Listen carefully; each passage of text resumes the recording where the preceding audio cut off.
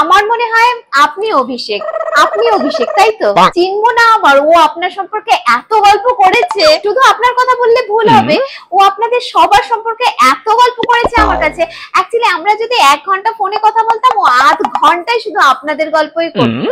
আসলে বন্ধুত্ব সম্পর্কটাই এরকম, যত সম্পর্কই লাইফে আসুক কিন্তু বন্ধুর মতো কিছু হয় না। ও তোমরা সবাই বাইরে গিয়ে আড্ডা দেবে, তো যাও, এতে আবার জিজ্ঞেস করার কি আছে?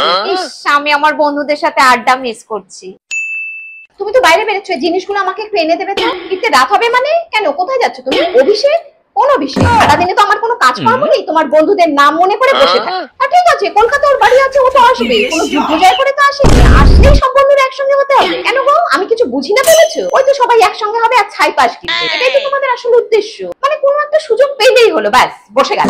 এক একজন বুড়ো হতে চললো, কিন্তু এদের শখ আর আড্ডা আর বন্ধুও জুটিয়েছো কিছু, একটাও তো ভালো আর ভদ্র না, সব কটা মাল।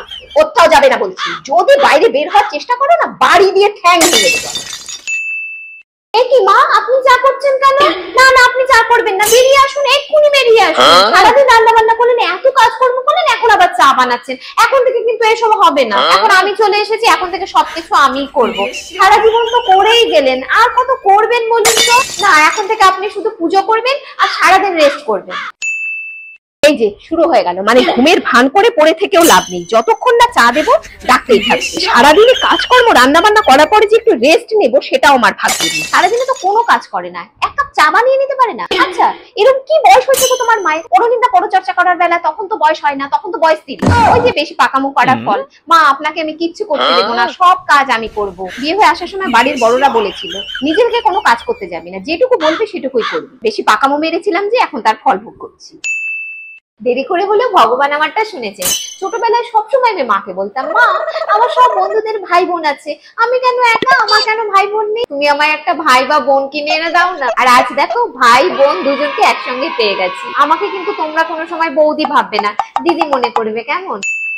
অনেক সময় ভাবি, এত পড়াশোনা করে করলামটা, কিন্তু রাবণে গুষ্টিতে এসেই পড়লাম। দেওর, ননদ, শ্বশুর শাশুড়ি, কোনো কিছুর আর অভাব নেই।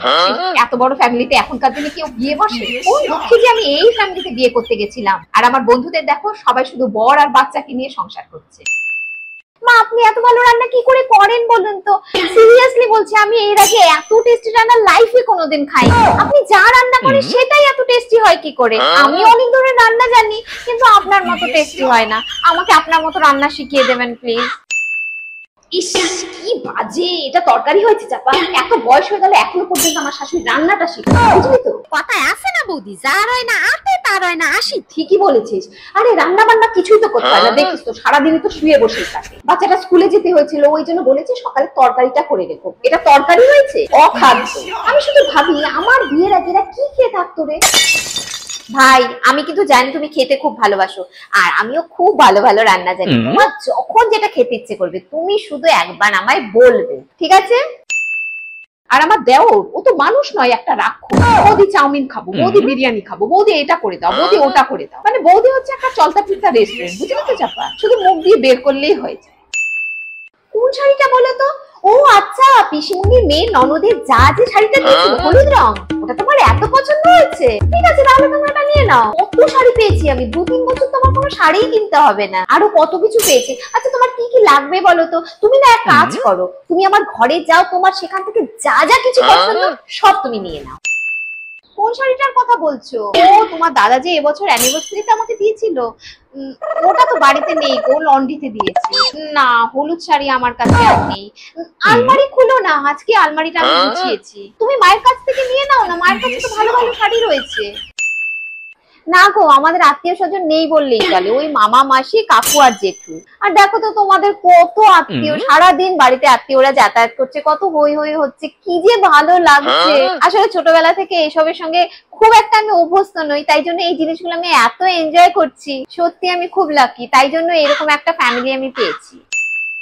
আচ্ছা, তুমি একটা কথা বলো তো, এটা কি কোনো বাড়ি না ধর্মশালা? আরে বাবা, ধর্মশালা তো 2-1 দিন থাকা যায়, বেশি গেল একটা দিন হয়নি। আজকে আমার মামা চলে এসেছে, আর আমি কি এবারের কাজের লোক? বিনে মাইনের কাজে, তাই না?